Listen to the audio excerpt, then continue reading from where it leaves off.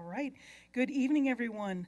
I would like to open this meeting of the Pahrump Regional Planning Commission for February 12th, 2025. If you would all please stand and join us in the Pledge of Allegiance. Commissioner O'Brien will be leading us. Pledge allegiance to the flag of the United States of America and to the republic for which it stands, one nation, under God, indivisible, with liberty and justice for all.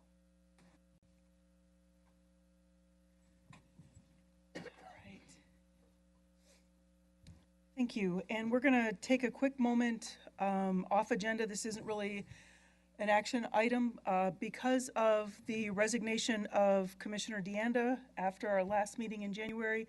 She was our secretary clerk, so I need to appoint a secretary clerk for this meeting. So I would like to appoint Faith, Commissioner Simonek. She agreed to do that this evening. So she will be our secretary clerk this evening. Then we will move on to item number 2, our first public comment. No action will be taken on matters raised under public comment until the matter itself has been included on the agenda as an action item. There is a 3-minute time limit per person. Please come on down, state your name, spell your last name for the record. If you are here to comment on an item that is on the agenda, we will be opening up comment during each item, so that will be the appropriate time for your comments. But if you have anything else you'd like to comment on, come on down.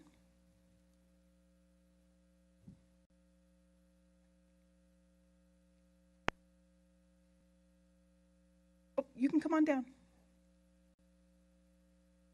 And then if you could push the button on the microphone that said on the podium, push the button that says push. There should be a green light, and then we need you to speak in the microphone so that we can get you on the record, please. Hey, my name is Joan Bangora. Can you please spell your last name for the record? B as in boy, A-N-G-O-R-A. Okay, I'm going to need you to speak in the microphone, please. We need to make sure we Okay. get this recorded. Thank you. I live in the winery, and there's a project within 300 feet from my home. Is it on the agenda tonight? No, it isn't. Okay, perfect. But I don't know what it is. They said it's going to devaluate my property. There will be radiation and noise, and I don't know what it is. 300 feet from my home. Who's they that told you? It's right here. I got notices about it. Can you, yeah, we'll take a look at it. If you got a public hearing notice, that means it's going to be on an upcoming meeting, either for here or the county commission. I'd just like to know what it is.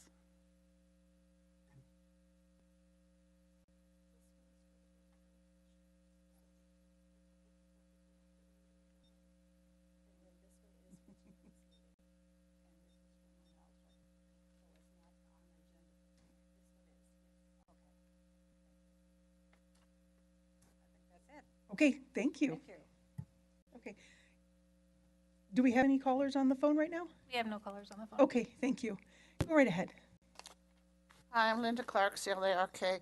I just have a quick question. I live over in Mountain Falls, and I know you recently had, I guess it was some kind of work out in the front there off of 160, right near the entrance of Mountain Falls. I want to know how come the residents that live there weren't notified of anything. I even called once the planning commission, and I called the HOA, and nobody knew what was going on. I didn't find out till 2 days ago when they were practically done what they were actually doing. Excuse me. And it's a little frustrating because it went on for several weeks, and nobody knew what was going on. Maybe a few people did, but not everybody talks to everybody. So was there a reason why we weren't given some kind of notice or something to know that you were going to be tearing our streets up? Maybe it wasn't you. Maybe it's the street department or, you know, Mr. Bowling's department. I don't know who it was. So that work was going on along Highway 160, which is a state route, which is under the purview of NDOT, not the county. But it still couldn't be something you guys could have notified us because they're sure not going to. It looks like Mr. Mulvey's going to make a quick statement, but We did have an encroachment permit because part of it does go into Knight County right away. On the boulevard, they should have noticed. We don't notice the encroachment because it's not our project. So you don't know what they're doing either? No, we know they do it, but it's not we don't go out and notice specifically Seems for kinda someone strange. else's project. If it was our project and we were doing it, we would notice. Okay, but it did affect the streets inside our community, which from what I understand belong to the county. Not all of them. Not all. The main entrance doesn't, Not that one currently, not yet. of course? Just seems weird, really weird. I would hope in the future that somebody would give us some kind of warning of what's going on. It's the main entrance even in and out of there, which I understand we're going to be talking about tonight because it's going to affect us even more. Thank you. Thanks. I would just reach out to NDOT. Any other public comment? Okay. Having none on the phone and none in the chambers, we'll close our first public comment and we'll move on to item number 3 for possible action, approval of the minutes. This is approval of the meeting minutes for January 15th, 2025. Do any commissioners have any questions, comments, corrections, concerns on the minutes? Okay, hearing none. I'll open up public comment on this item. If anybody wishes to comment, come on down, state your name, spell your last name.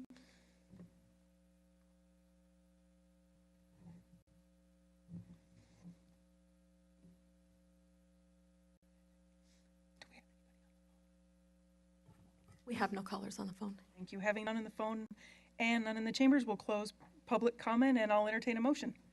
I'll move to approve the minutes for the January 15th, 2025 PRPC meeting. I'll second. Thank you. We have a motion and a second to approve the minutes from January 15th, 2025. I'll call for the vote, starting with Commissioner Bohannon. Bohannon's aye. O'Brien, aye. Aye. Abstain? Aye. All right, we have approved minutes. Moving on to item number 4 for possible action, approval of or modifications to the agenda. Approval of the agenda after considering requests to rearrange, hold, or remove items. Do we have any tonight, staff? Yes, we actually have item number 7 and number 8 that the applicant has requested to continue. So when you get to those items, if you can take action on those. We can do that. Yes, ma'am. And that's all. Great.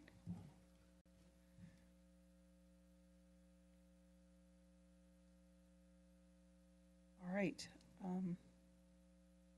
Do we have any other, anything else on the agenda? Okay, then I will open up public comment if there's anybody that wishes to comment on the agenda. Come on down, state your name, spell your last name.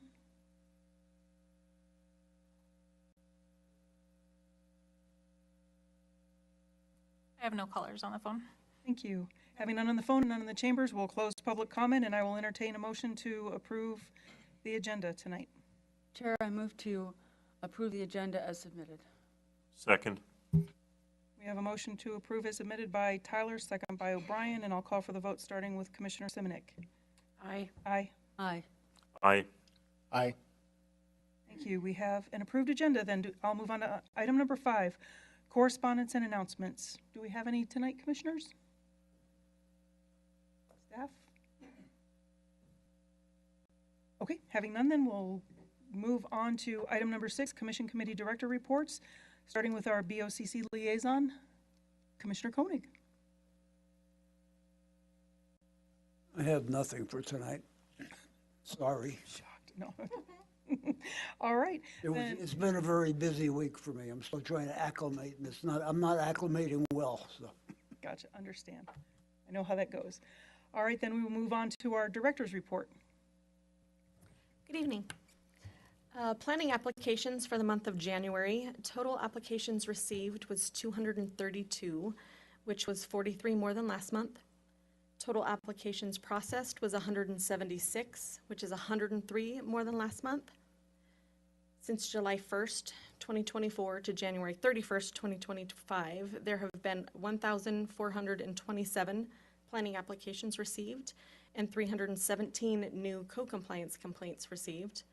Compared to July 1st of 2023 to January 31st of 2024, there were also 1,427 planning applications and 262 co-compliance complaints received.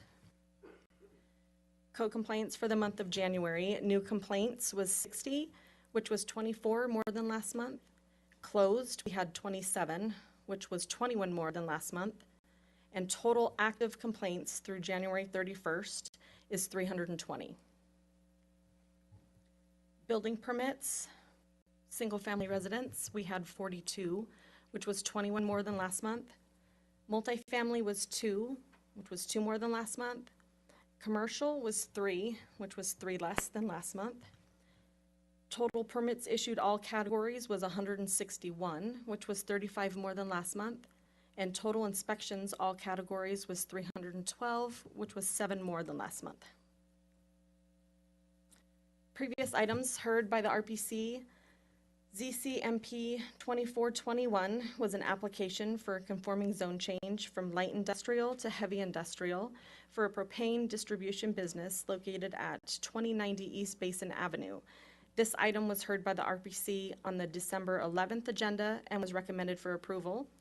This application was heard by the BOCC on the 122 agenda and approved 5-0. ZCMP 2420 was an application for a master plan amendment minor to change a 9.954 acre parcel of a 55 acre parcel from RDR to RDA, and along with that, there was a ZCMP 2419. It was an application for a conforming zone change on a 9.954 acre portion of a 55 acre parcel from resident RE1 to neighborhood commercial. These were to allow an RV park located at 600 South Leslie Street. These items were heard by the RPC on the December 11th agenda and was recommended for approval. They were heard by the BOCC on January 22nd agenda and approved 4-1.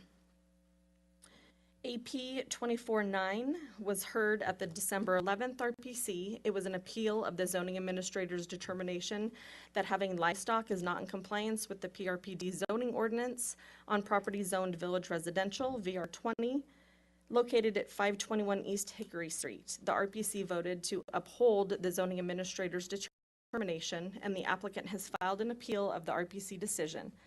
The appeal, AP 2410, is scheduled for the February 19th BOCC meeting. And we have ZCMP 2411 was an application for a conforming zone change from Village Residential VR20 to Rural Homestead RH 4.5 to allow for the installation of a radio tower antenna on a vacant parcel of land located at 1331 South Barney Street. This was heard at the January 15th RPC meeting, and RPC voted to recommend approval of this item. Final action is scheduled for the February 19th BOCC meeting. And that's all. All right, thank you very much. Then, excuse me, we will move on to our regular agenda items. Item number 7 for possible action, CU 24-55, public hearing, discussion, and deliberation on an application for a reconsideration of conditions on CU 24-42, special condition of approval number 8, removal of the billboard and superstructure located at 5511 South Nevada Highway 160, Pahrump, Nevada, assessor's parcel number 045-011-11. D&T Partners LLC are the property owners. Brian K. Hardy Esquire is the agent applicant. This item is final action by the Pahrump Regional Planning Commission unless appealed to the Board of County Commissioners or is otherwise announced. And this one, we had a request to continue to the March 12th meeting. Got it. Okay. So this is a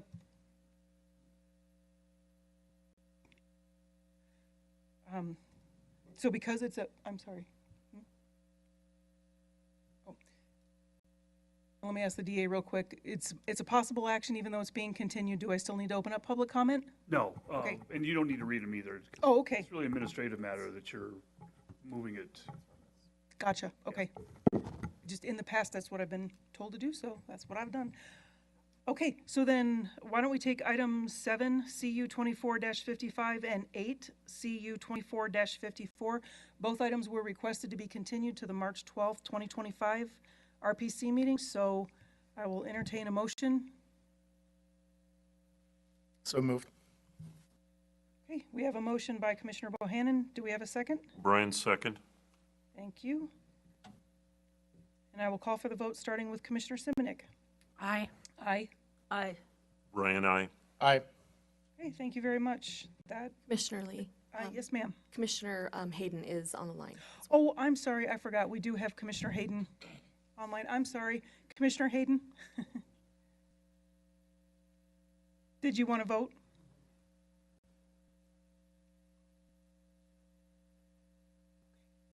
Commissioner Hayden, you may be muted on your end. We aren't hearing you. Can you hear me? We can now. Okay, good. Then I say aye. I approve. I agree. Thank you so much. I apologize for forgetting you were calling in tonight. That's okay. Thank you very much. Thank you. So those will be continued to the March 12th meeting, and then we will move on to item number 9.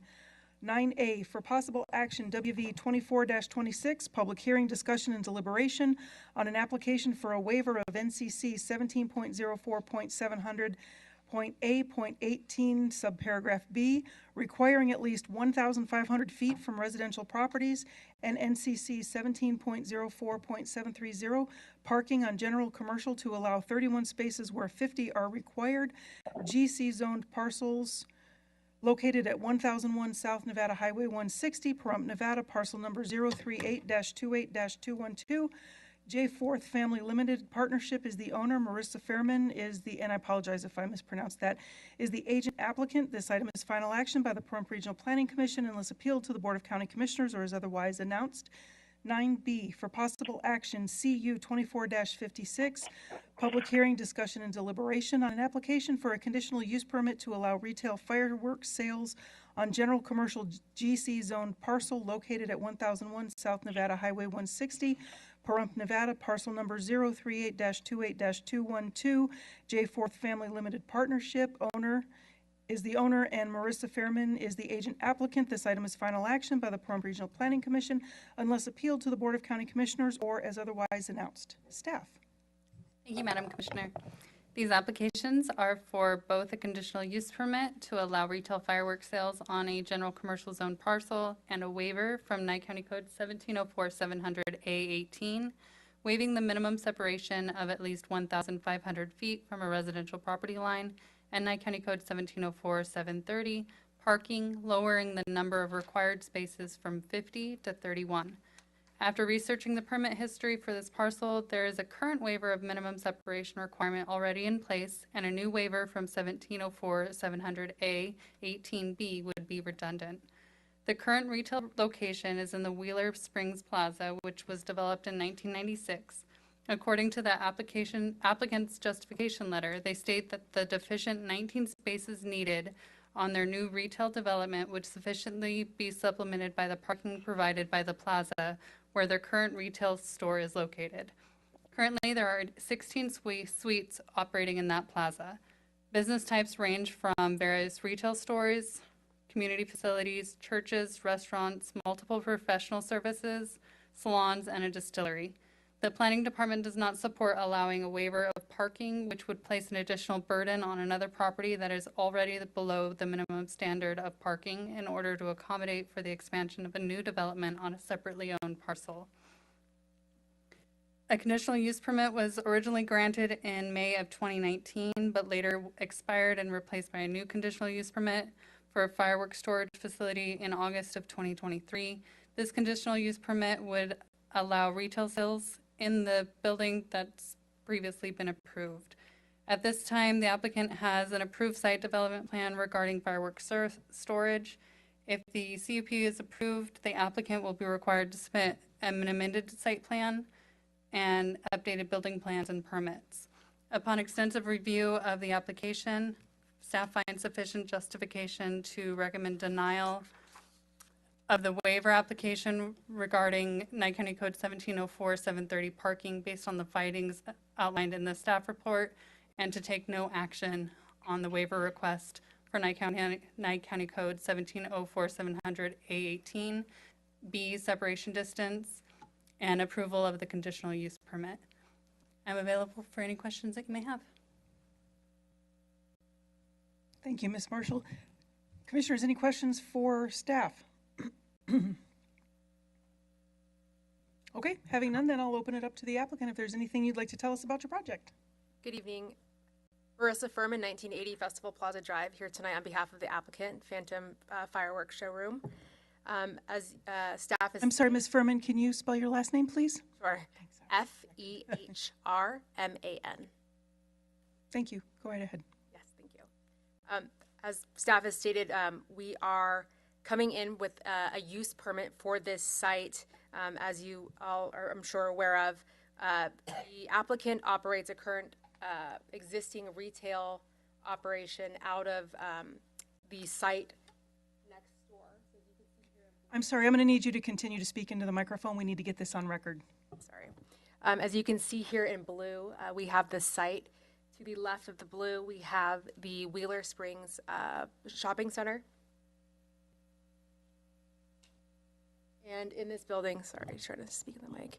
This building here is where the existing firework retail operates out of. Essentially, the applicant is trying to swap the location of their retail. They're not trying to operate retail out of two buildings.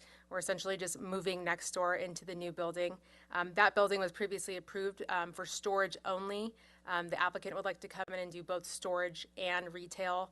The thought behind this is to be able to service their customers out of a brand new building that will look very nice and be an overall net positive to the site. Staff is recommending approval of the conditional use permit, and I request and respectfully request that you do the same. As for the waiver for the separation distance, as you've heard, staff recommends no action on that as it would be redundant. So the main issue tonight is the waiver for the parking reduction. As you've heard, we're providing 31 spaces where 50 are required, and I'll show you here on our concept plan that we submitted. So the site is surrounded by the green colors you can see here. This will be the retail storage site. We will be providing 31 spaces along here and here. Above this site is the existing retail building in the Wheeler Springs Plaza. You can see in these yellow boxes here, here, and here, those are 46 existing parking spaces. There are, I believe, about 145 total in the overall site.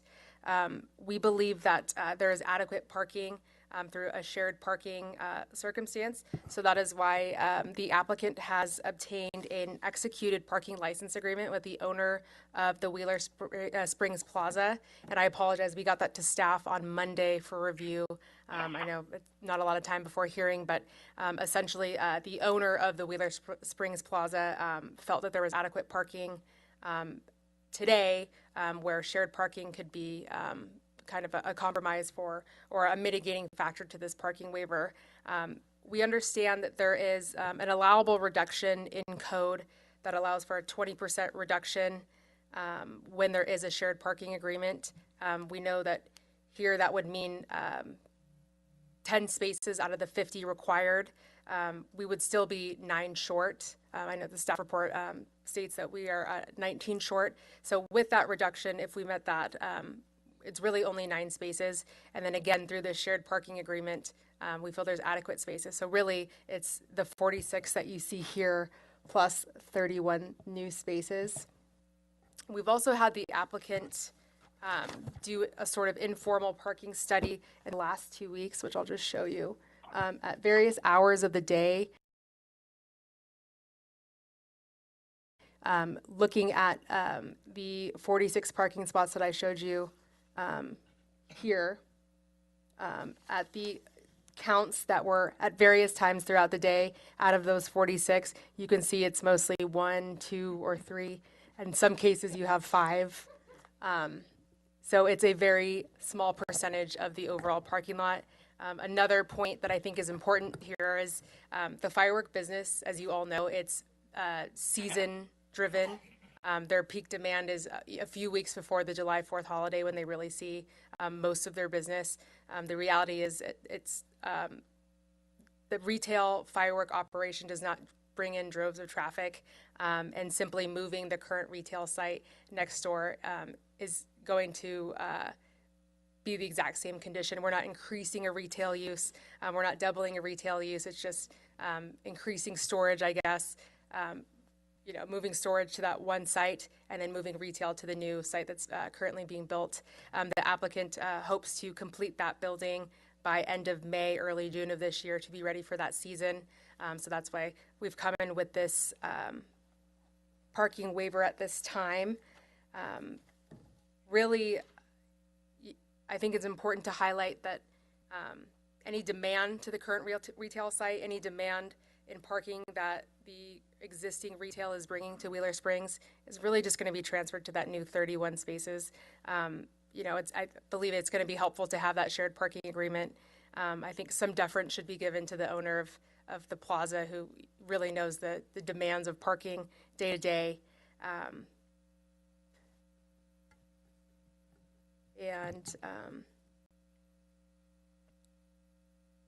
One second.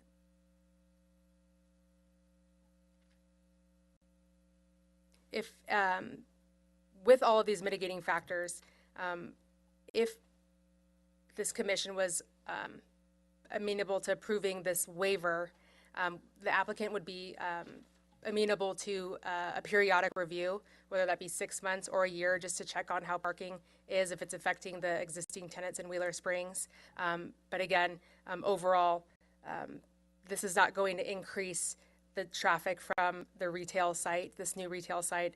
It's simply just a relocation. So with that, we would respectfully request this commission's approval, and I'm happy to answer any questions. Thank you.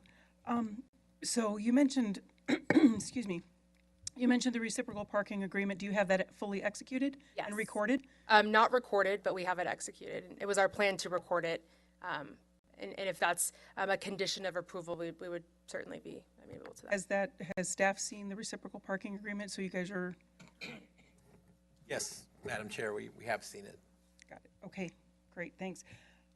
Would you be amenable to adding a condition that would be that would be recorded by March 12th? Sure. That's Or if there's a sooner date, if the commissioners have any issue with that. So then what happens with the existing building? So the existing building will be storage only. The applicant is under lease until 2027 at that building with options to renew. So they have no plans of stopping what will be only storage in that building. So that's the overall plan. Okay. And then my last question for now is, have you read, do you understand, and do you agree to the conditions of approval? Yes.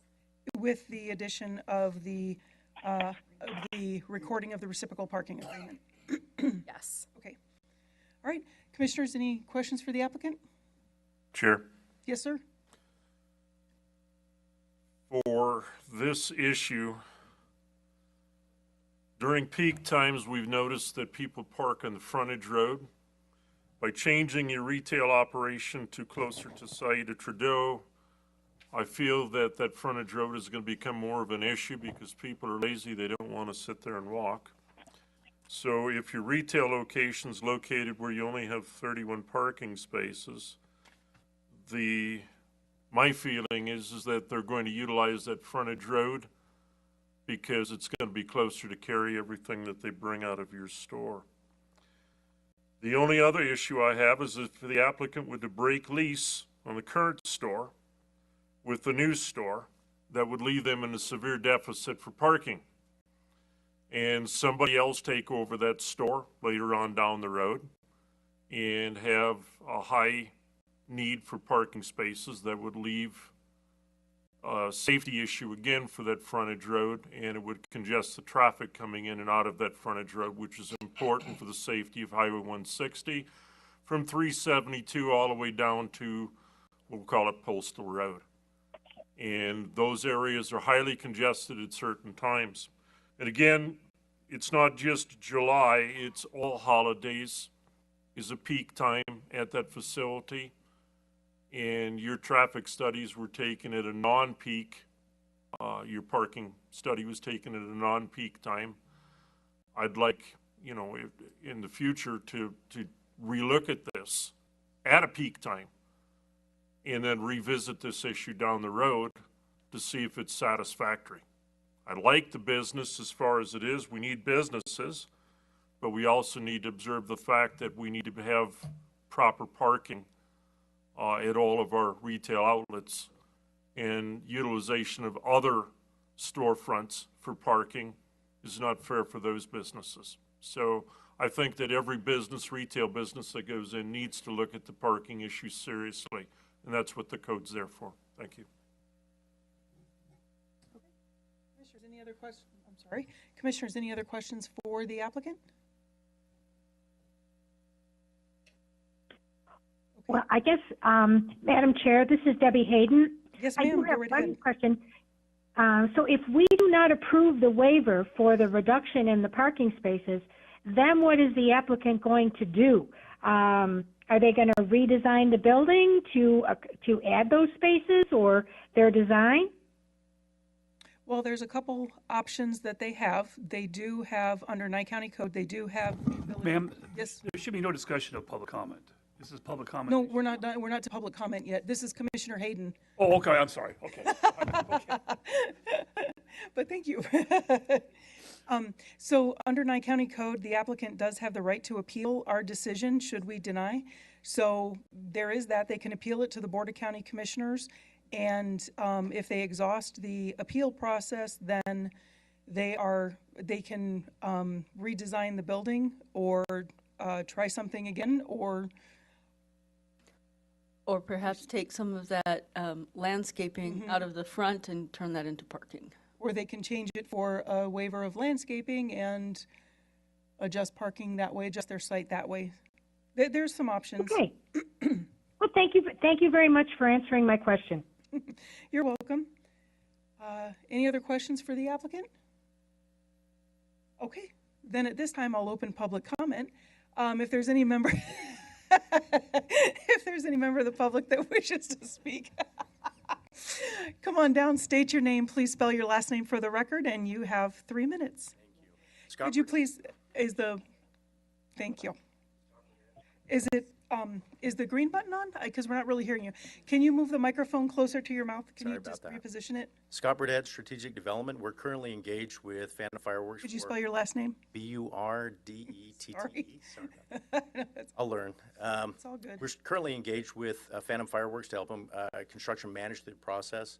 They are currently in design for flood study. Their desire is to actually, flood studies take an average of 4 to 5 months to do. And so they're doing the plans now through Bachman and Turner. Their desire is to actually increase the parking up front, but they won't be able to get that done in time to meet their store turnover date. And so we're working with the civil engineer to actually redesign that for more parking at the frontage area. So if I can show you.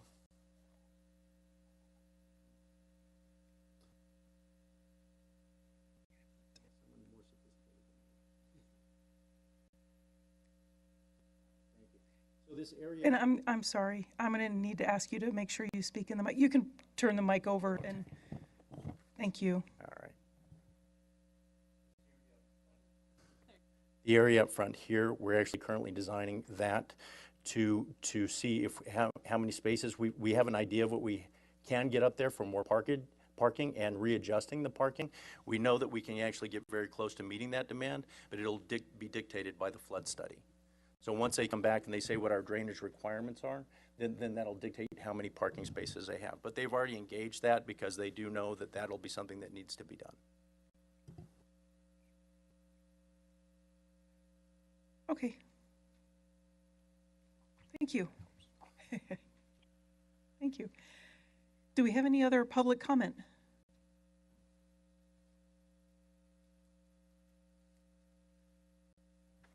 Have no comment on the phone. Okay, thank you. We have one here in the chamber.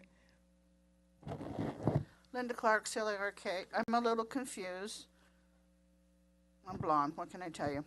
Anyway, is this the same property that everybody's been talking about that has the trailers over off the highway? This is not. So we're going to have fireworks off of 372 and we're going to have them off of 160. Is that correct? They're already existing locations. They're already what? I'm sorry. Existing locations? So are you talking about the ones that are down near the, I'm not sure where your location is. The map's a little confusing. So The this one purple is building? next to El Jefe's, by El Jefe's on 160. Okay. Okay, so that location is gonna be down off of the highway. It's already off of the highway. So you know where the purple building is, and there's a building being constructed right behind it. That's the site we're talking about. Okay, so what else is we going to have that's gonna have fireworks other than the location everybody's talking about down on the highway at the other end of town? I mean, how many more firework places do we need? That's my bottom line question, especially when it gets close to residential area. There's a limit to the number of permits that the Board of County Commissioner issue, and I believe we're at that limit. That will be a good thing. You just have to fight what's going on down there.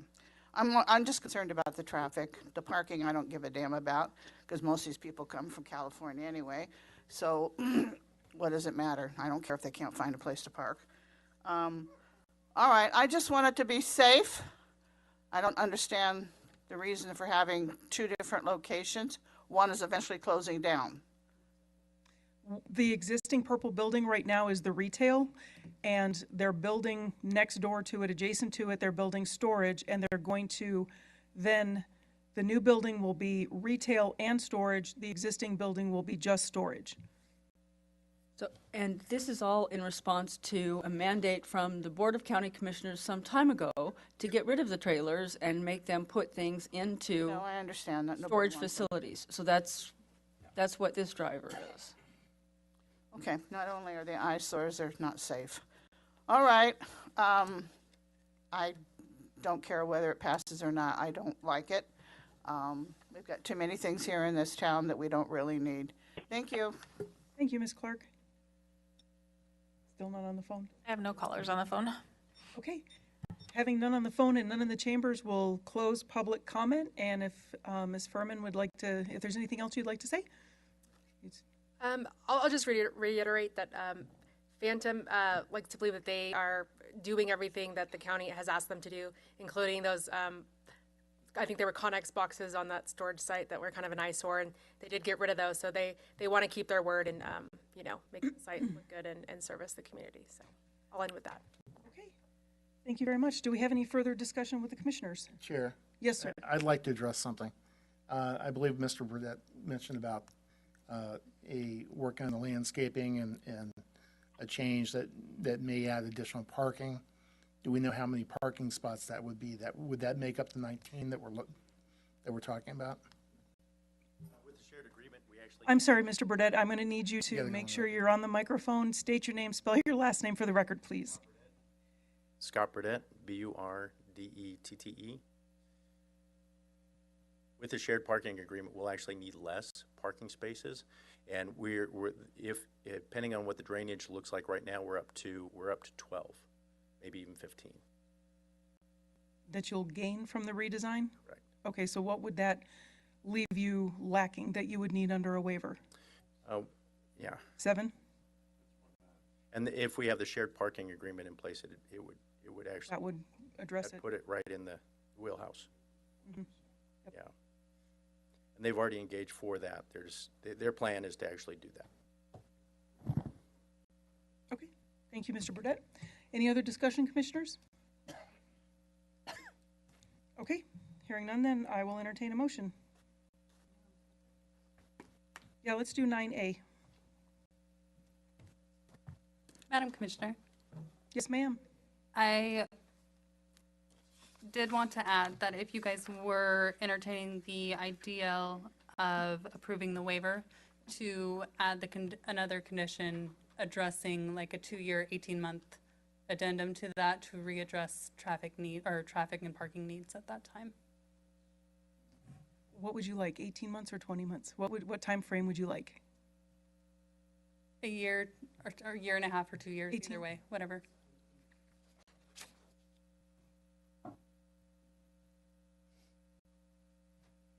So we'll readdress traffic in 18 months? Parking. Parking, I'm sorry. Chair, I'd like to add something to that as well. Okay, So that during the study, it's done during a peak time.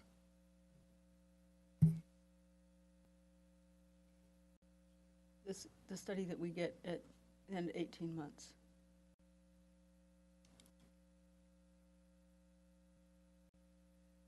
And Ms. Furman, is that a condition that you're amenable to adding to the approval, to the conditions? Is that going to be an informal study, or do you need a formal traffic study by a traffic engineer? So we. Public Works here, based on your suggested retail of 12,500 square feet, you're already requiring, or we would already require a traffic study? Got it. So then you'd already require a traffic study, so then in 18 months, would that just be an amendment? Or would it be completely a new traffic study? So traffic doesn't take into account parking. If you're trying to address parking in 18 months, it wouldn't, that's different. Okay, sorry. Okie dokie. All right, anything else? If I could add? Yes, sir. If this is where this motion's going, my recommendation would be, if you're going to grant an approval of it, I would add language subject to a reassessment of the parking conditions In 18 months? in whatever time period you want to, yeah. That way it leaves it open that you can go back and amend any of the conditions in there.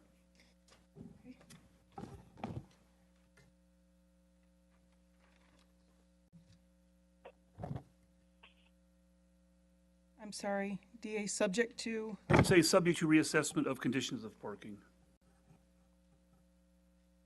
Thank you.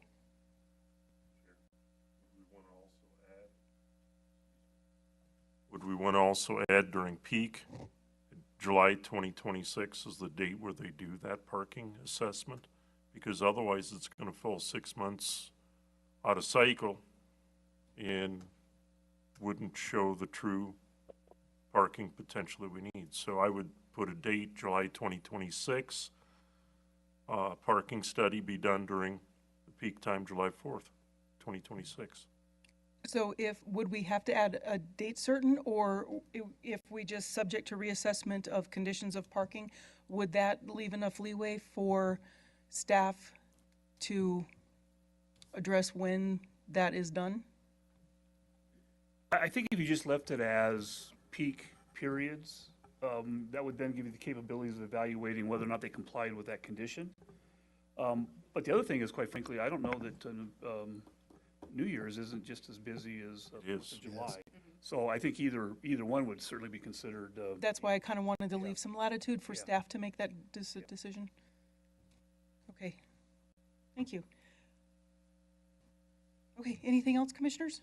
Sure, I think we should add, because if we're talking 18 months, we're really talking August 26th. So make it at the meeting in August 26th. Well, the direction or the suggestion from the district attorney was just to add the condition subject to the reassessment of conditions, subject to reassessment of conditions of peak parking, which gives staff the administrative latitude to. That solves the problem I've got, the concern I've got. Okay. And then if they're in compliance at that time, they don't have to come back before us because Correct. we give staff the administrative ability to make that To address it. Mm-hmm. Yep. So if you go out there in 18 months and count parking spots and there's 51, then they're in compliance. That's all you got to do. Let's keep it simple. Yep. Yep. Okay, if there's no other discussion, then I will entertain a motion on 9A.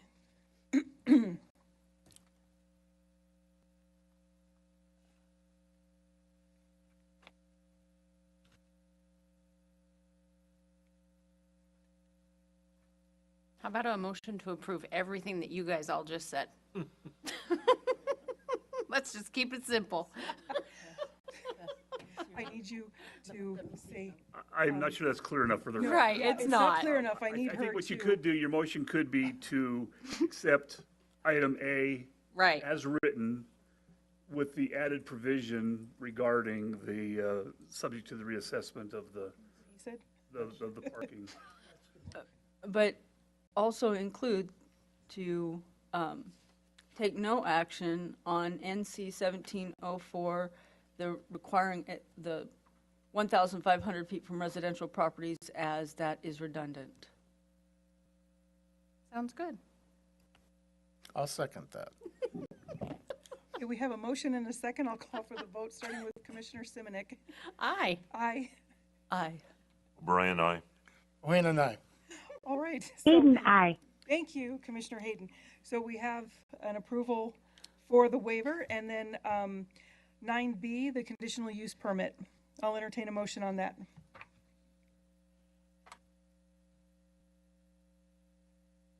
That's the easy one. That is the easy one.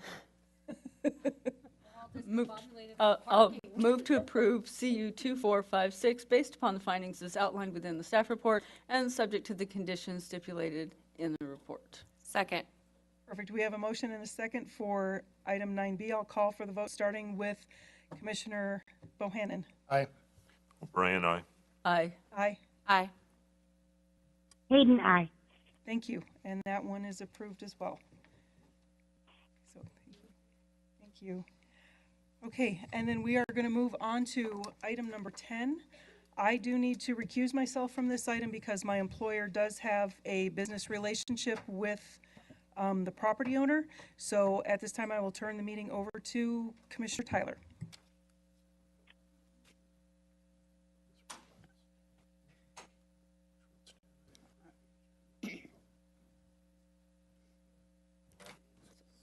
Item 10 for possible action, WV 2425, public hearing, discussion, and deliberation on an application for a waiver of NCC 1704-740 landscaping, NCC 1704-750 lighting, and NCC 1704-760 screening walls and fences on two parcels zoned VR20 located at 1621 South Higley Road and 1621 South Butler Street, Pahrump, Nevada, assessors parcel numbers 027-451-11 and 027-451-12. Grid Alliance West LLC property owners, Nancy Moran, Energy Project Solutions agent applicant. This item is final action by the Pahrump Regional Planning Commission unless appealed to the Board of County Commissioners or as otherwise announced. Staff. Thank you. As you stated, this is an application for a waiver of development standards for landscaping, lighting, and screening walls and fences for a proposed substation project. The applicant is requesting the waiver of development standards based on the following. Landscaping. The Grid Alliance requests a waiver of the requirements in NCC 1704-740 for landscaping for the following reasons. The substation will be surrounded by a block wall, and the ground level facilities within the substation will be screened from view by adjacent properties. B, open and clear areas are required to maintain high voltage clearances and access to critical equipment with the substation. Landscaping could create unnecessary hazards and obstacles within the substation. C, there is no landscaping at the existing facility and adjacent properties do not have landscaping. D, the project will not require water services, so water for landscaping is not available.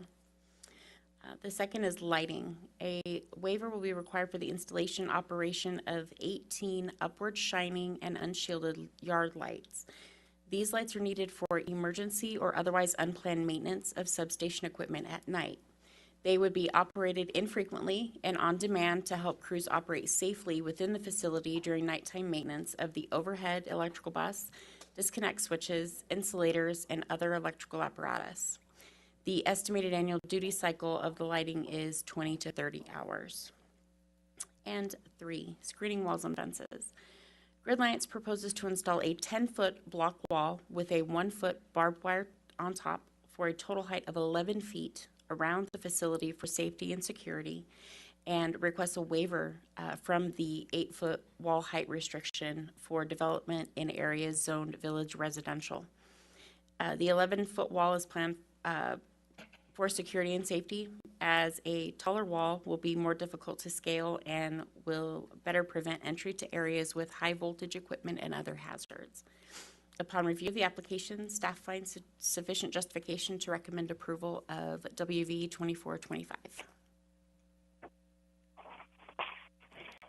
Thank you. Any questions for staff?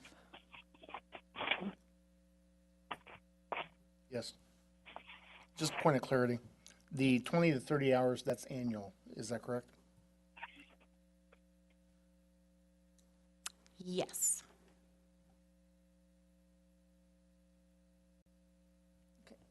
Any other questions? Applicant, I'll turn it over to you. Good evening. Thank you, Vice Chair and members of the Commission. For the record, my name is Scott Whittemore, Whittemore, on behalf of the project applicant, Gridlines West.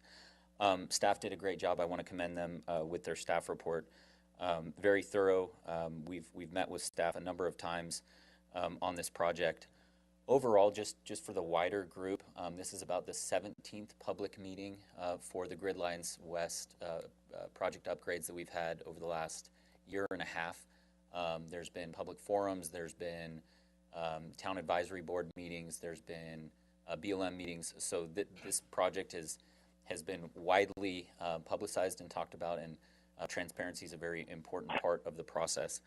I do want to just highlight for staff, or excuse me, for the audience, but also just for the members of the commission, on page 3 of 4 of the staff report, the background is just really important. If it's okay, I'm just going to read it into the record. Both parcels were purchased by Gridlines in 2023 in order to facilitate the development of the substation. The 2 parcels were granted approval for the proposed substation under the 2 SUPs listed there by the Board of County Commissioners at the May 2021-2024 meeting. The substation will be required to submit and obtain approval of a site development plan. We met today with staff on that site development plan. This was the first meeting for that process. So what's in front of you tonight, again, the proposed substation has been approved as part of the special use permits. What's in front of you tonight are these 3 waivers. A waiver for landscaping, a waiver for the lighting, and the waiver for the screening and walls. I think really important to this community, we've heard this talked about, the upward lighting and when that lighting would be on. The only reason that there's upward lighting and there's a waiver here, it's for emergency at night. So if maintenance had to be done critically at night for safety reasons, we need upward facing light. There would be motion light for security reasons. Otherwise, there's not nighttime upward shining light. Landscaping, I think, is very self-explanatory here as it relates to the substation. And then the screening in the walls, again, for security purposes. But it's a fully screened, enclosed substation.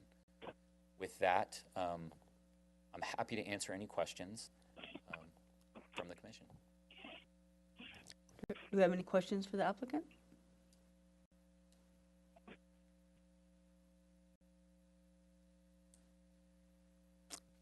Thank you, Mr. Whitmore. Thank you so much. With that, I'll open public comment at this time.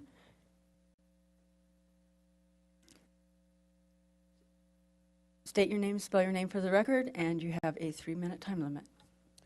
Hi, my name is Ashley Persico. Last name is Persico. I'm here today to ask you to reconsider the project location. You are wanting to put this project essentially in my backyard. My question is, of all of the BLO land that was available, why are we putting it right in the middle of winery? I've measured from my house, my fence line, to Higley Road, which is 30 feet, which means this project is going to be located 30 feet from where my 3-year-old and my 5-year-old play outside every day. Again, I ask that you reconsider the location of this project. Aside from my own personal dismay, there in fact are desert tortoises in that area, as they wander onto my property every April up until September. Although they may be easily overlooked by a corporation, I ask that you do not destroy their habitat, nor not only are lovely desert tortoises are in the location, but the wild horses that we all got to see as we pulled in today. The wild donkeys like to walk up through those parcels. I know that the applicant states that they have made things aware to the public, but this is my first notice of getting this.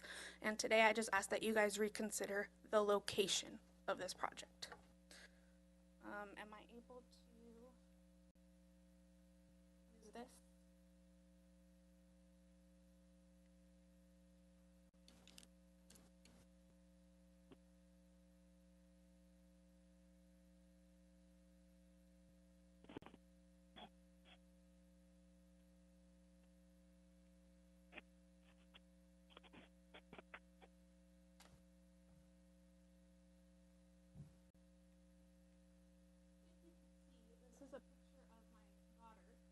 We're going to need you to speak into the microphone, please.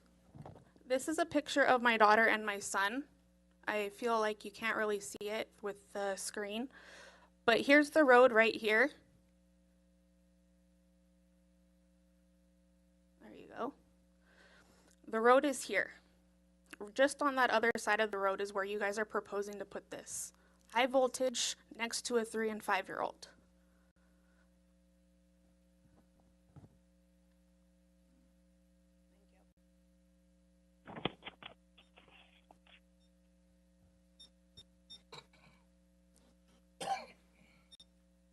Linda Clark, CLARK.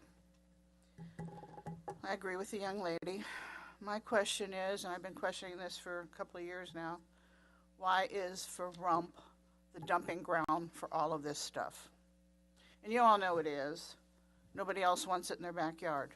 But Pahrump, for some reason, gets the solar, we get the windmills, we get the all of the mining out in the mountains, and we get the gridlock. Why was gridlock picked Pahrump?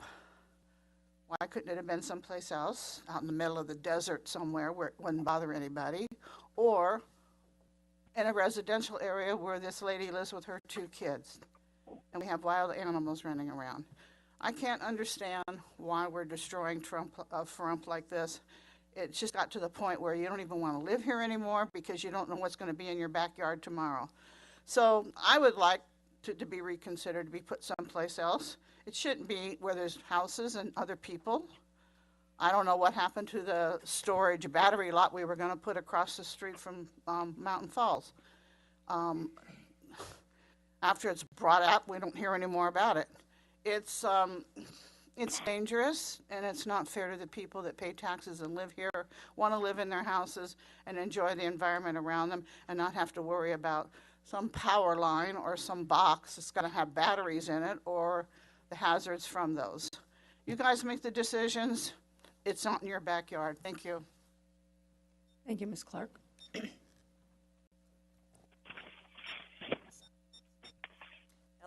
Hello, it's Mary Kay Radcliffe, RADCLIFFE. Has there been any kind of EMF studies on this? Because that is very toxic for people. And when you've got all of that and it's 30 feet away from somebody's house, that affects people.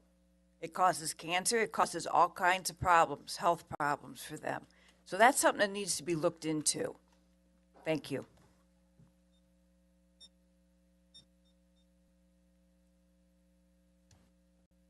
Brandon Ross, ROSS. If this has been in the talks of getting approved prior, I've owned my house for 3 years. So before they bought these properties, this is the first time I'm hearing about this. So I feel like the county has definitely dropped the ball to let people who own their homes know what's getting approved in that area. You have all the wild animals, the tortoises, the horses, the donkeys, and I just don't want to see an 11-foot wall right behind my house. You know, I bought my house and I like the nice mountain view that we have, and I feel like, you know, if this isn't going to do us any good, then why are we doing it? You know, with all this other solar crap and other power stuff that's going on, you know, and people are getting payouts, and what are we getting? We're getting 11-foot walls and stuff that we don't want. So I think they really need to reconsider this and don't allow this to move forward. Thank you. Thank you. Do we have anyone on the phone? I have no callers on the phone. Joan Bangor again. I'm Ma'am, right in the middle of this. can you move that closer to your mouth, please? And you need to spell your last name for the record. Yeah, there's 3 houses. Ma'am, you need to spell One your last here, name for the me, record. and another one that are in danger. Ma'am. And Joan You need to. Angora, B as in boy, Angora. And I am totally frustrated with the fact that we have had nothing to say. This is plopped on us in our property, in our lives, and nothing has been done about it. Nothing has been done. And it's dangerous. Thank you.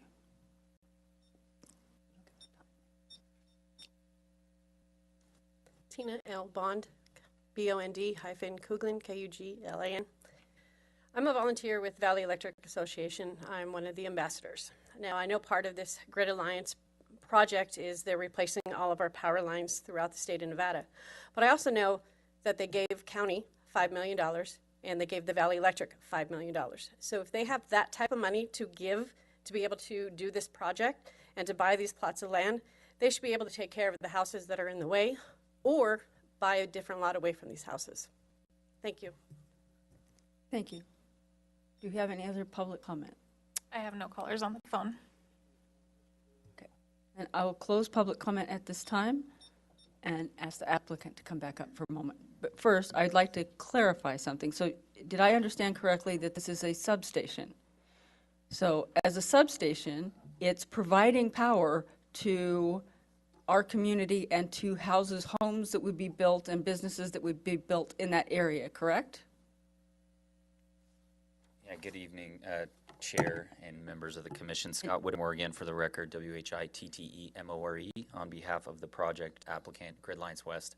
I've brought a couple of maps up here, and I just want to clarify a few things to make sure that we're literally on the same page.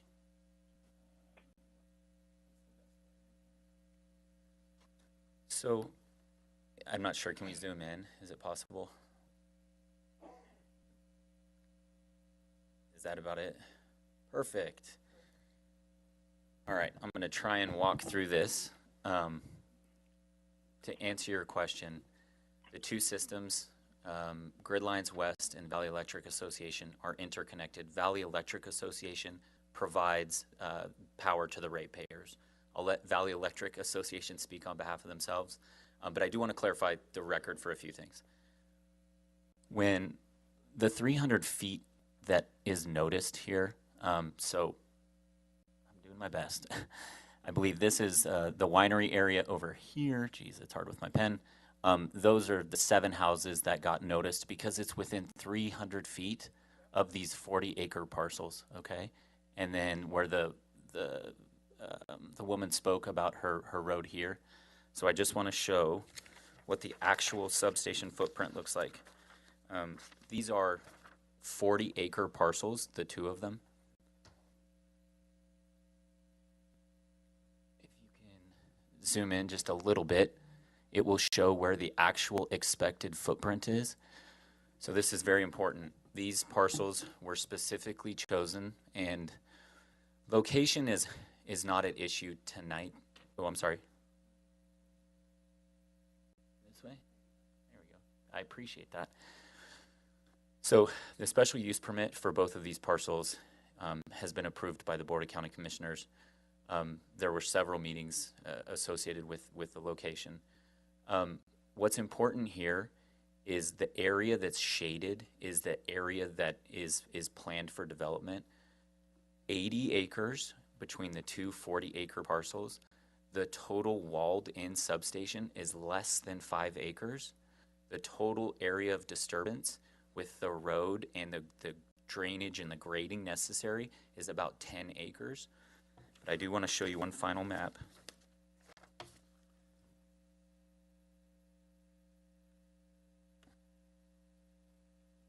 And actually, if we can zoom out just a little bit, I know I'm asking a lot here. Or maybe I'll go this way. Doing my best. The road, the winery,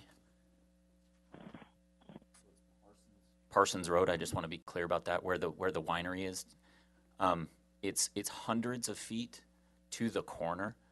So it is the substation is not currently in anyone's backyard. The land to the south of this is open and vacant. My understanding is, I believe the landowner has plans to build residential subdivisions at some point in the future. But if we go back to this map, and I apologize, Commission, I'm trying to be as thorough with the concerns that are being raised here tonight as to the location. The area to the south is not a residential development. We are not, and I apologize, the road to the west, where the concern was raised by a couple of the members. We are not directly adjacent. Again, it's several hundred feet to where the substation is actually going to be located in both directions. So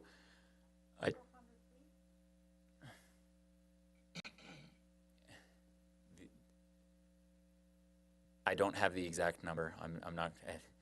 There are in both directions to the substation. I can get you the exact numbers.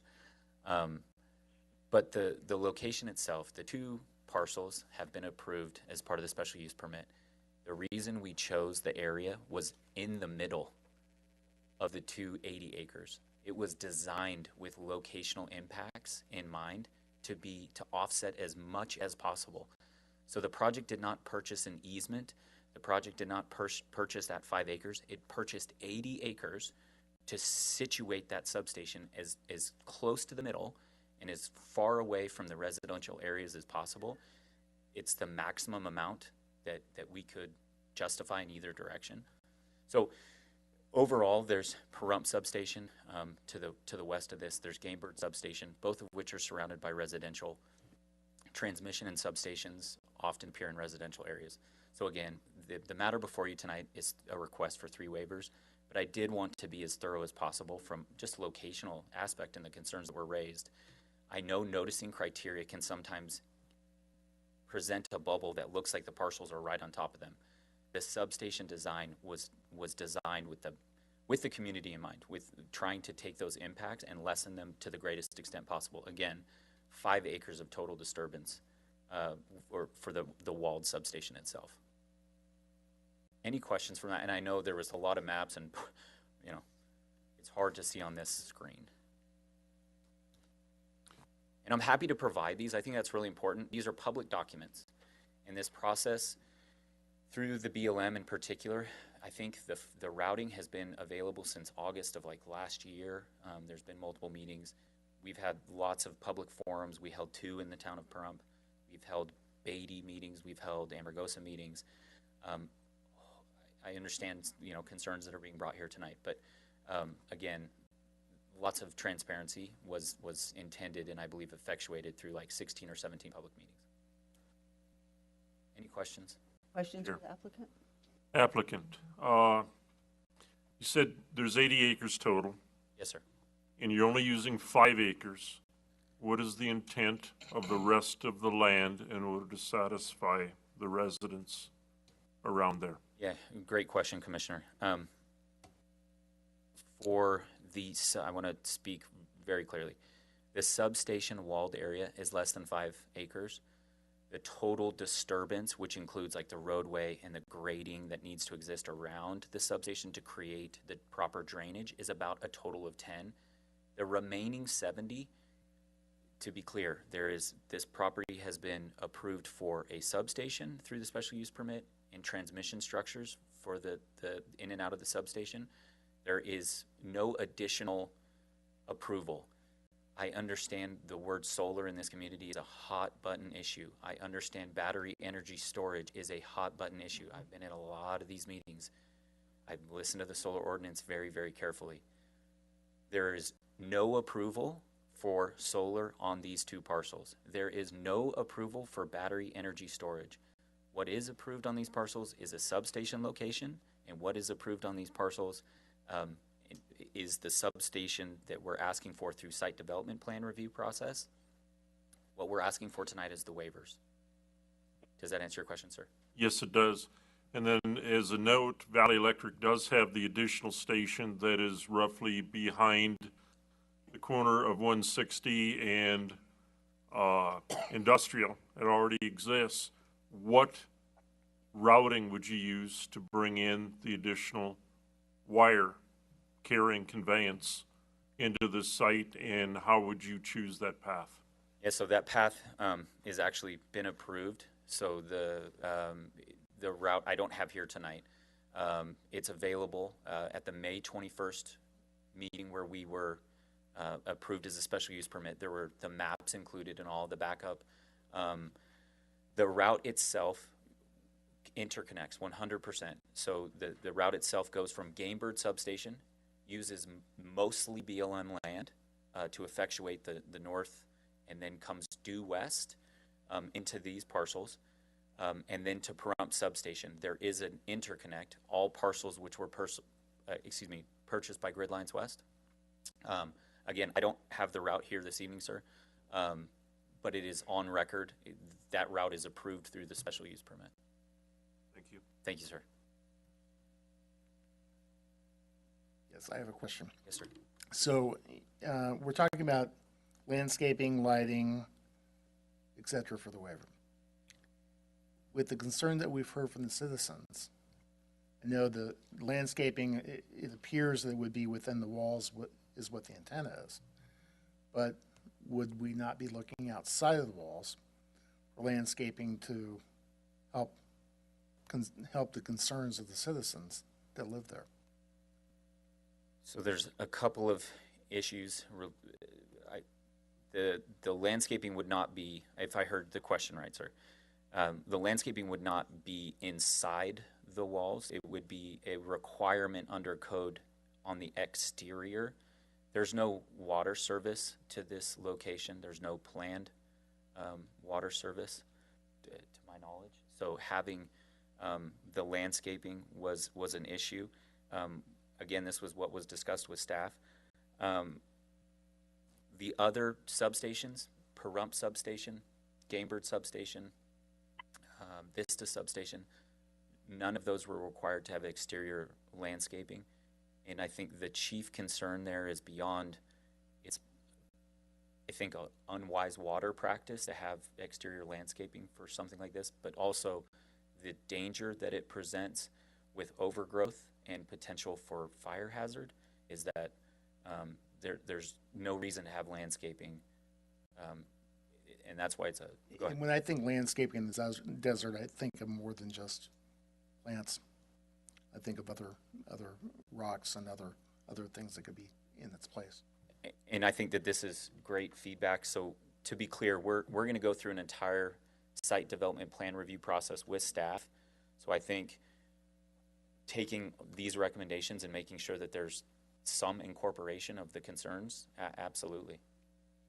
Well, and I think that just as an additional gesture of goodwill, once you have, because I know you have a drawing, if you could perhaps let the homeowners know how far away from their individual residences that fence line is going to be, since it is not 30 feet from them, as it's interior to 80 acres roughly. That's correct. Also, just so I understand this. Yes, ma'am. So your substation will feed into the Valley Electric system, which supplies power to all of us. Yes, ma'am. Okay, that's what I thought I understood, but I just wanted to verify. Thank you. And just to you asked for something, which is, I want to make sure I'm acknowledging it because my colleague was coming up. We are happy to provide the maps we have tonight, the copies that we do. The staff report itself had the generic maps with the parcels, and I think that's what's a little bit misleading because the edge of the parcel line looks like it abuts the property, and what we're hopefully outlining is where the actual substation is going to be within the envelope of those parcels. I will be happy to give my copies tonight, but if the request is that we carry forth some additional noticing criteria, we'll work with staff to mail those. So if there was a list, Steve, and if there's a list that planning has, we'll be happy to mail where the substation footprint is and provide a scale and a measurement of from the street on either side And then from the edge of the property line, certainly, we can do that. And I think that that would be helpful and very transparent to the people who were noticed within that area. So I think it's a handful, overall a handful of residents, but I think that then that's a good faith communication with those homeowners. Absolutely. Thank you. Any other questions, comments for the applicant? Madam Chair, this is Debbie Hayden. I just have one question for clarification. So basically, the 70 other acres will remain as is, since the footprint is only going to be within 5 to 10 acres. Would that be correct? Yes, Commissioner, thank you. Scott Whittemore for the record on behalf of the project. The other acreage will not be a additional substation. The other acreage is only approved for the transmission structures and the substation, but the other acreage, yes, Won't be developed. it will remain open space until. As is. It would require us to come back for something different. Yes, ma'am. Okay, that's all I really wanted to know. Thank you very much, and I really appreciate your effort to explain in detail how this is going to work. I think that is better for all of us on the committee as well as the public. So thank you very much for all of your willingness to cooperate. Thank you, ma'am. Okay. Any other questions for the applicant? No. Okay, then. Okay. All right, then I'm willing to entertain a motion. Ma'am, the public comment is closed. I closed public comment, so I can't. From my home when they have 80 acres? Ma'am, unfortunately, I closed public comment, so I can't take your comments.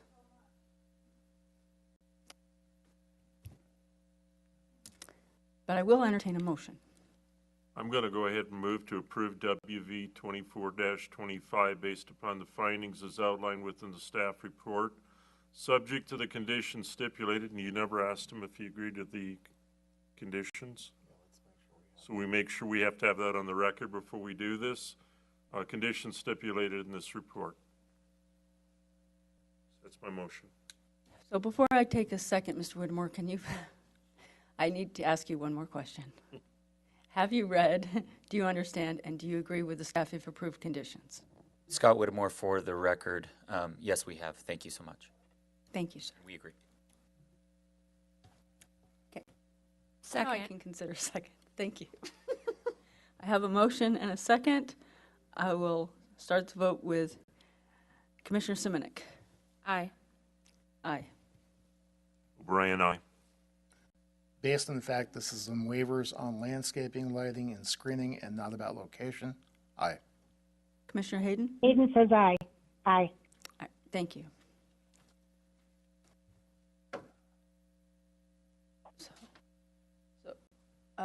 Moving on to item 11, if someone can let Beth know that she can come back and pick the meeting back up, I will turn this back over to our chair, Beth Lee.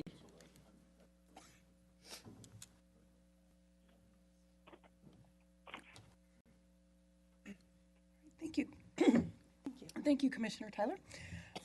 Moving on to, get my agenda here. Moving on to item number 11, which is continued from the January 15th, 2025 meeting for possible action CU 24-51, public hearing, discussion, and deliberation on an application for a conditional use permit to allow a commercial stable on a 4.56 acre parcel zoned RH 4.5 rural homestead located at 2220 East Heritage Drive, Pahrump, Nevada. Assessor's parcel number 044-511-16. Tina Bond Kuglin and Roderick Kuglin are the property owners applicants. This item is final action by the Pahrump Regional Planning Commission unless appealed to the Board of County Commissioners or is otherwise announced. Staff. Thank you, Madam Chair. This is an application for a CUP to allow commercial stable on an RH 4.5 zoned parcel. After discussion with the DA, staff is recommending approval of the application. based on the findings in the staff report and the fact that the zoning is correct for the commercial stable, the zoning and the master plan are cohesive, and the only we do have it included in the conditions that Ms. Kuglin obtain a Town of Pahrump business license for the services proposed within 30 days of the approval of this CUP. And basically concludes my staff report. All right. Thank you, Ms. Medici. Commissioners, do we have any questions for staff? Sorry, was on the record. Yes, I have a question for staff. In reading through on page 2, it notes as a denial for CU 24-51. And what I'm hearing is to approve instead of to deny. That is correct. Okay. Staff is changing their recommendation. Yeah. So does that mean that there are different if approved conditions?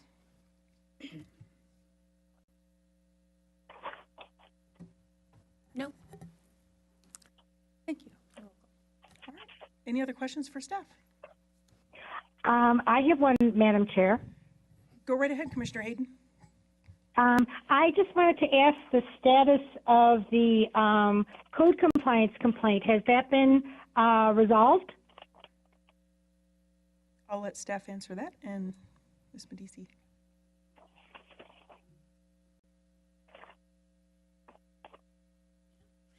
There was no code compliance case at that time. It was a cease and desist that was posted, and that is how this kind of rolled into.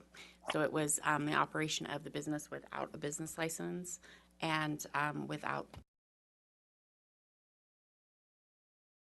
the CUP. But has that all been resolved? We're going to, so basically this is resolved, correct? We're going to work this out?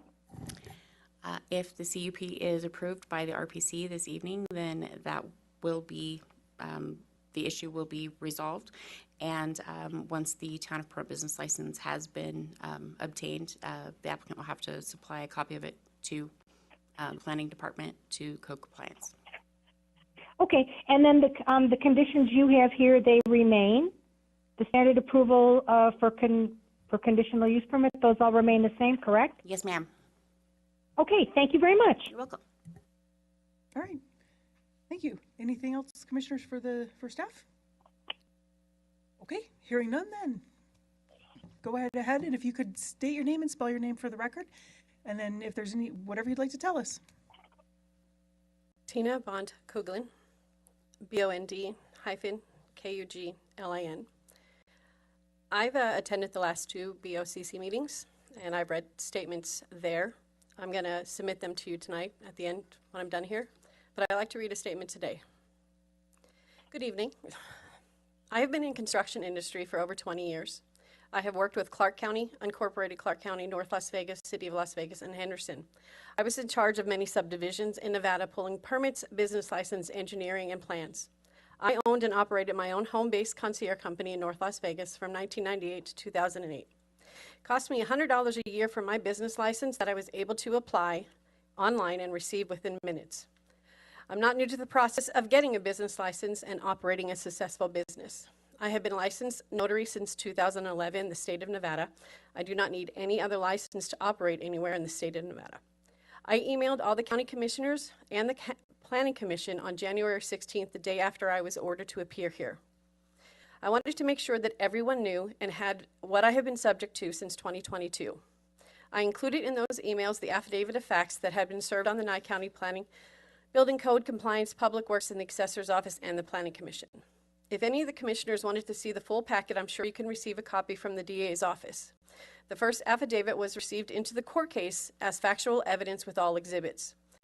When I first appeared on January 15th, I was under the impression that the Planning Commission would be asking me questions regarding me wanting a business license for my boarding facility, but that never happened. I was also under that same impression when I had the Zoom meeting with the Planning Department. In the email that I sent to all the county commissioners and planning and planning commissions, I extended an invitation to tour my facility and ask me any questions needed, but I didn't hear from anyone. I have contacted all the legislators, the senators, with the same email and attachments sent to the Nye County, trying to get help with the town of Pahrump and its policies and procedures, along with anything else that they may uncover. I'm not here today to beg for my conditional use permit. That is just a waste of my time and my money. It's a step that should be eliminated from the licensing process, since not everyone is subject to the same process. I applied and paid for a business license 5 months ago and still have not received it. I have lived in the Pahrump since 2018. We enjoy the quiet lifestyle. This was supposed to be my retirement home with my dream of having a boarding facility. I have worked with several individuals with PTSD with my horses since 2016. I had a part-time job with a company that worked with special needs individuals. R&G Farms used to work with those same individuals but lost their certificate due to COVID. It was that led me to want to do the same thing.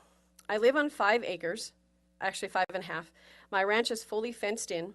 2 of those acres are fully cleared for riding, obstacles, training, or whatever someone wants to do with their horses. I have a 450-foot arena, a 40-foot round pen, a hitching post in between. I have another 50-foot round pen on the back of the 2 acres. I have a 6-stall open barn with 2 tack sheds attached at one end with matching hitching posts on each. I have 2, but soon to be 3 feed sheds, a wash bay, a hitching post, and several obstacles all sitting on the other 2 acres. Ample parking for anyone that comes to the property. All my paperwork regarding the reconstruction of the barn that came on my property when I purchased it in 2018 can be located on the county's portal attached to my APN number. Everything had been approved, the trust calcs, engineering, soils reports, plans, they were all stamped off by the building department once a judge ordered them to do so. I've had my state business license for Tyrod Ranch since September of 2024, and it's going on 5 months that I have not received my license. I have already paid $400 to the town of Pahrump. I have done everything required on your portal to apply for a business license. It's against the law to prevent anyone from making a living when it's their only source of income. I will also not allow this commission nor the county to drain my assets, as they have done countless others that have gone through this process and are still going through the process. You have no legal right to hold up my business license, just like you had no legal right to trespass on my property to place your sign. Yes, that 20 feet of right-of-way on the county thinks it's theirs. It's actually only to be used in the state of an emergency. My property line goes to the middle of Heritage Road. My husband and I are in good standing with all law enforcement agencies in the state of Nevada. We have gone through extensive background checks for our jobs, our CCWs, and some of our volunteer work. My husband has been employed with Medic West Ambulance for over 25 years. We volunteer throughout our community, and we're always helping other horse people throughout the community. We are on the Community Emergency Response Team known as CERT through the state of Nevada.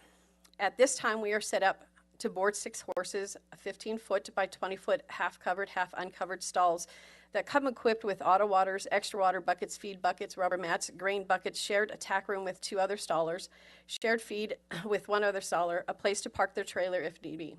My property has a security system with cameras and solar lights, and I have 2 horses of my own, which have their own grove and covered stalls, along with their personal tack room and feed shed. I have attended other meetings here in this chamber. One was when the commission tried to put limits on livestock, which was shot down. I was here when Catherine Michelini applied in 2022 for her boarding facility and was approved for 15 horses on her 2 acres. This is a list of licensed equine facilities in the town of Pahrump. Martin and Linda Hatley, Lazy M Ranch, she's a horse boarding facility, but she has no state license. Catherine Michelini had both her state and town of Pahrump license, but they're both expired. White Glove Ranch is a horse and equine facility, but they do not board, and they have a license that expires in 2025 for the state. Sundance Ranch license was revoked in 2023. These are the ranches that advertise on Google. Myself, and my license expires in 2025. Sundance Ranch, their license was revoked in 2023. R&G Farms state license expires in October 2025, but they do not have a town of Pahrump license.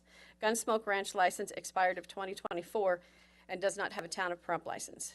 These are the other ones who advertise on social media that the county stocks. My facility, of course. Big Sky Ranch, Way Farm, Sunset Rupert. She has a state license which expired in 2023 but has no county license. XBX Performance Horses, Kaylee Alexis Bush, she has no state or county license. Gunsmoke Ranch, license expired in 2024, no county. Carousel Farms has neither, no state or county license. Janelle Denham, no state, no county. Isabel Tapia, no state, no county. And Stolen Pine and Nino Toll, no state and no county. There is a need in our town and in our community for legally licensed boarding facilities, which is what I'm trying to do. With people from other cities, states, and counties constantly moving to Pahrump, we should be helping those small business instead of killing them off. Since 2018, we went from 37,000 people to 52,000 people. We have 26,000 homes in Pahrump, with the county approving new subdivisions monthly. You cannot stop progress without hurting your surrounding communities and cities. The county commissioners put a stop to horse racetrack that would have also boarded horses from building here, which makes my facility even a bigger asset. The planning department has also attacked a hobby of mine and my husband's. We use our old horses and we make horseshoe art and we sell them.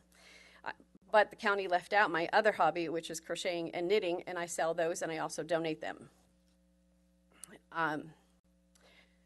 Sorry. In the state of Nevada, for a hobby, you must sell over $10,000 a year to be considered a business. I do not know. I'm lucky if I do $100 a month. I understand that the county planning department has recommended that I don't get my license, but I do apologize. This was written before you guys approved. because I question their policies and procedures, but it's not legal standing for denying anyone a business license. My facility is one of the nicest and securest here in Pahrump. We always look to improve and add features to enhance our horse experience for my clients. I will do whatever it takes to fight the county regarding my horse boarding facility, which I should have. I do apologize. I did write this for the past 3 days because I was prepared to have it denied. Like I said, I would like to submit this to you guys. There is a letter from Morales Construction, Renee Morales, on my behalf. Can I give this to someone? And I do want to thank you guys for your time. Okay, thank you, Ms. Bond-Kugelin. Commissioners, do you have any questions for the applicant? I do, if I may. This is Debbie Hayden. I'm a commissioner appearing by phone.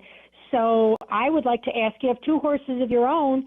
Do you have, it's hard to tell from the pictures, do you have enough stalls for 8 horses? I have 4.5 acres. 2 of those acres are totally cleared to do whatever I want to, or expand or extend or add more stuff. My barn is a 6-stall open barn. Each of the stalls are 15 feet by 26 feet. That's half covered and half uncovered. In fact, one of my boarders is here tonight if you would like to talk to her. No, that's not necessary. Regrettably, I was unable to come to the property, but I can see from the pictures that the property is immaculate, and I have 4 equines of my own, and I have rented in other facilities, so I can certainly attest to the fact that quality boarding facilities are in very short supply for people who really care about the horses. I'd like to ask you if you have any kind of intention to cap how many you may how many horses you might take should your business really start to boom, because I know that my 4 equines are a full-time job just for myself. So do you have a particular number that you might cap your facility at? Right now my barn is 6 stalls. There are 6 private stalls. I don't feel like I want to do more at this time, but I do not want restrictions on it either, since the last person that I spoke on her behalf was approved for 15 horses on 2 acres. I have 6. Yes, and I was not there that night, and I would have voted no against that because I am acquainted with that property, and there's no way she can adequately accommodate 15 horses on that parcel. Okay, but Commissioner Hayden, let's stay I'm on also topic. 55 years old, so I don't see me taking care of, too much.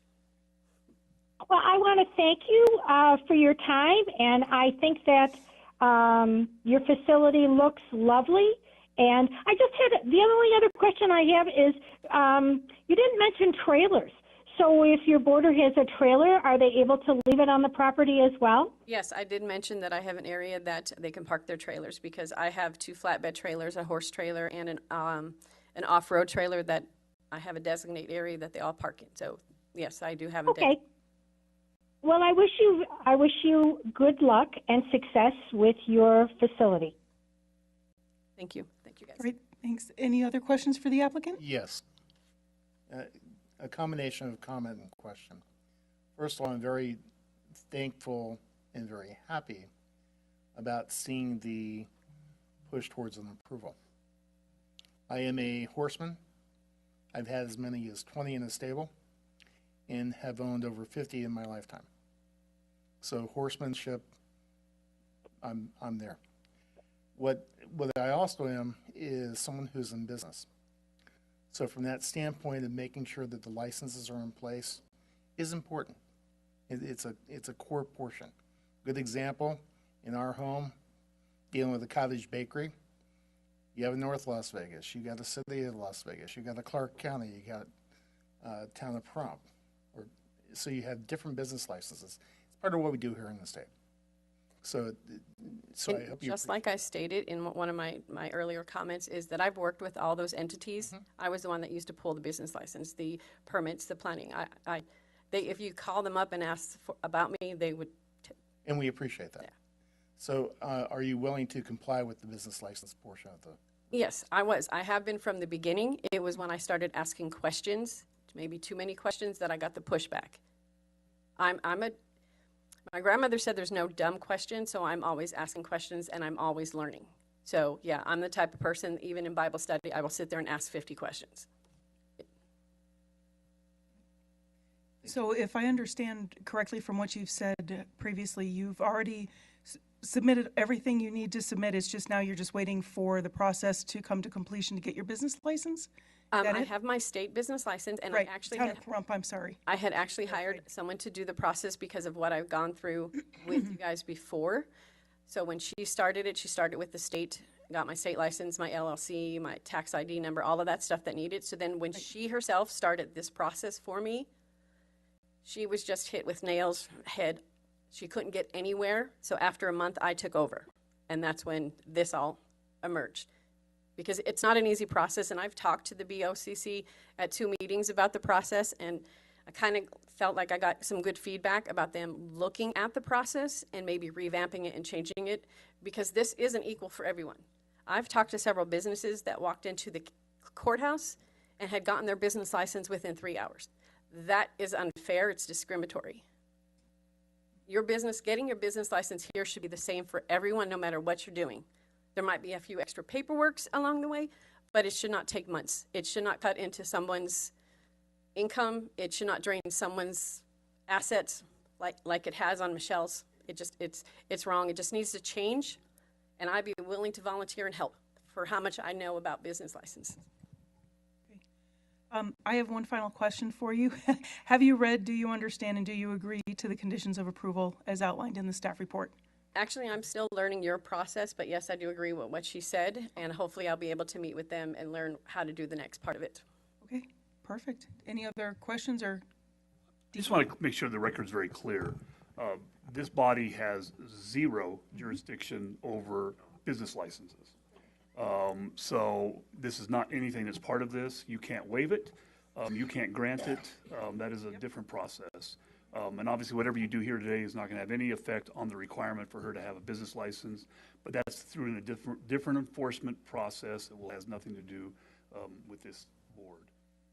Yes. Correct. The only part that we're hearing is the conditional use permit. That's correct. Mm-hmm.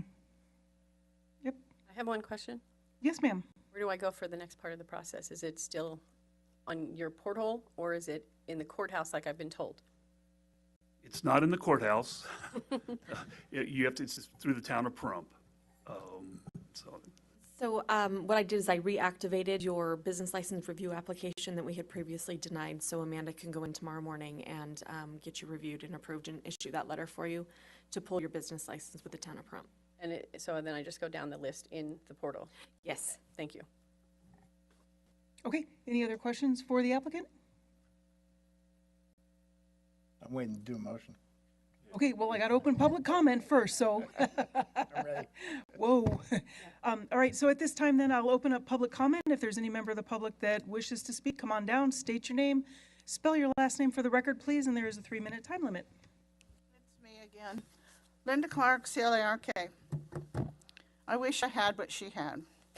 And it's wonderful to have something like that here in our town, our county. It'd be nice to have more of that than what we're getting now. And I'm sorry, I may sound like a broken record, but solar farms and all this other crap we're getting is not doing anybody any good here. And I'm sorry, BLM has not helped Pahrump one bit. I'm sorry. As far as I go, they could go away and never come back. They haven't helped our horses, they haven't helped our community, they haven't helped our United States, and they're mean. But this woman has a business that is nice to have here. It's good for our neighborhood. It'd be nice to go back to our old ways of life here in some ways and keep it simple. And she shouldn't have had to go through what she's had to go through. It's pathetic. I'm not blaming you people. If it's the business license, okay, we can blame them. I don't know. But we need to get them approved and get them in business here and have them do what they want to do and what they're good at. And it can grow the business. It may grow more.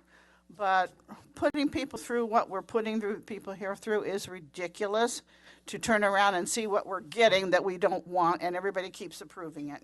Thank you and have a good weekend.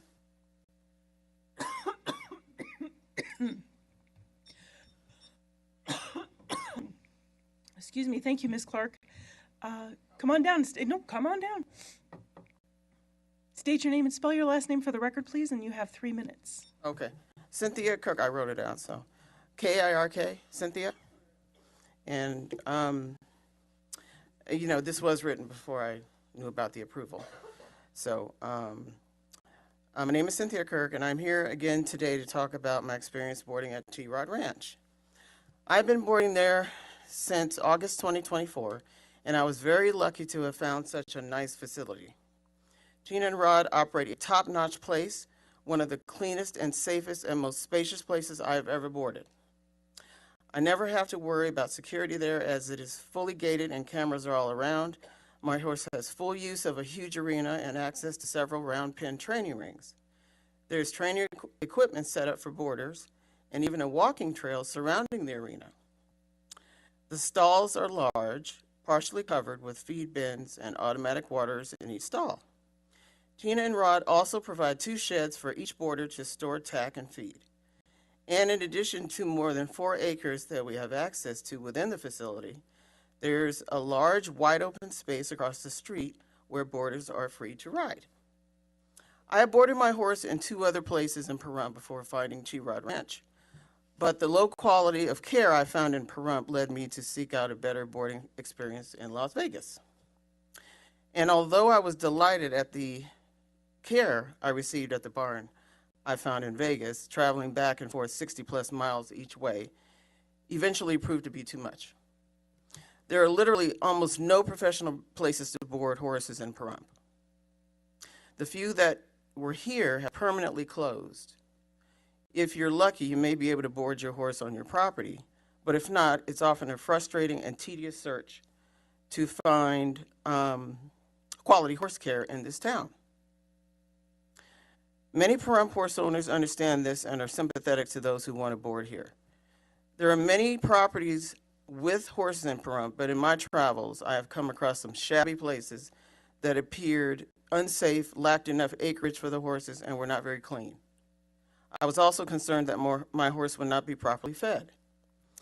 But unless you are a horse owner, it may be hard for you to appreciate what it means for a facility to meet that standard of quality care. But lo and behold, I found Tina and Rod's place, which I believe was a godsend. The environment is calm and serene. Nothing is in disrepair, and they are always there if I need anything. If there's a question or concern about whether her barn meets the proper specifications, as I said, this was written prior to what was stated tonight, I would implore any and all members to schedule a visit to her property in order to make a proper evaluation and assessment about whether T-Rod Ranch should receive a commercial boarding license. Thank you for your time. Do we have any other public comment tonight? I have no callers on the phone. Okay, having none on the phone and no additional comment in the chambers, we'll close public comment. Is there any further discussion? Okay. Hearing none, then I'll entertain a motion. Chair, I would love to move to approve CU 24-51 based on feedback from the staff and findings subject to any stipulated conditions in this report. O'Brien seconds.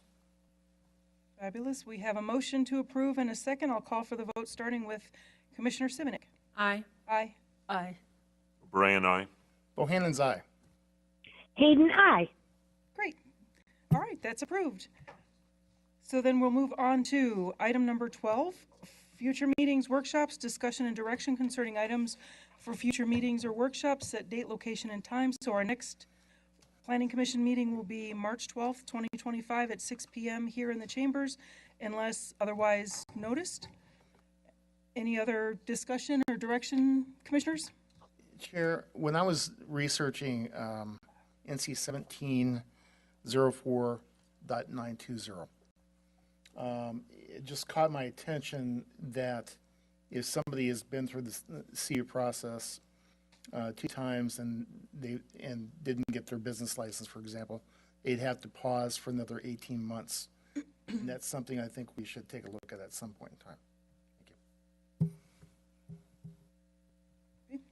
Do we have any other discussion or direction tonight?